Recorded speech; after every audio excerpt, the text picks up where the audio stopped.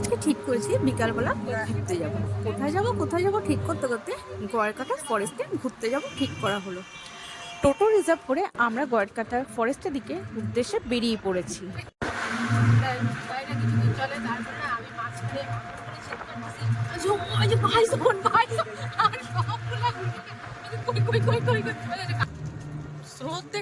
রাস্তায় দুধারে নদী, চা বাগান, সুন্দর পরিবেশ উপভোগ করতে করতে আমরা যাচ্ছি এখন গয়েরকাটা ফরেস্টের দিকে।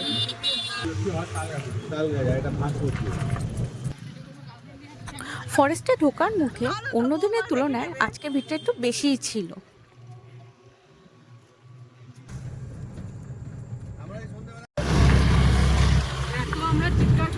দেখবো সামনে আসতে তো আটটা উড়ে যাবে।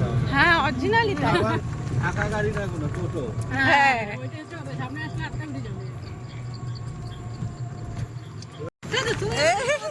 এখন আর কিছুই দেখা যাচ্ছে না।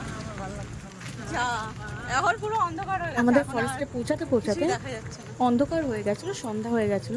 সেই কারণে আমাদের কিন্তু আর সবাই একটু ভয় পাচ্ছে, যেহেতু এখানে লেপার্ড রয়েছে আর হাতিতেও কিন্তু আক্রমণ করে, সেই কারণে একটু ভয় রয়েছে।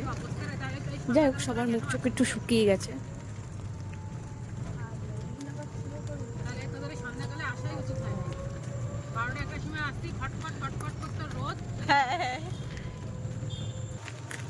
তুমি ফার্স্টে দেখাইছিলে সবাই। এক সিঙ্গালা গন্ডার। ফরেস্টের ভিতরে একটা সুন্দর জায়গা দেখে, যেখানে নদী দেখে আমরা দাঁড়িয়েছিলাম। তো ফরেস্ট ডিপার্টমেন্টের গাড়ি আমাদের পিছনে ছিল, তো আমাদেরকে বললো যে এখানে একদম দাঁড়াতে না, যে কোনো সময় ফরেস্ট থেকে যে কোনো জন্তু বেরিয়ে আসতে পারে, এর জন্য আমাদেরকে বললো চলে যাওয়ার জন্য। ফরেস্ট শেষ হতেই পরে কালীহাট মন্দির, যেটা আমরা দর্শন করে আজকে আমরা ফিরে যাচ্ছি বাড়িতে। আবার তোমাদের সাথে নেক্সট কোনো ভিডিওতে দেখা হবে। বললেই না যে চলো বাপের বাড়ি যাই।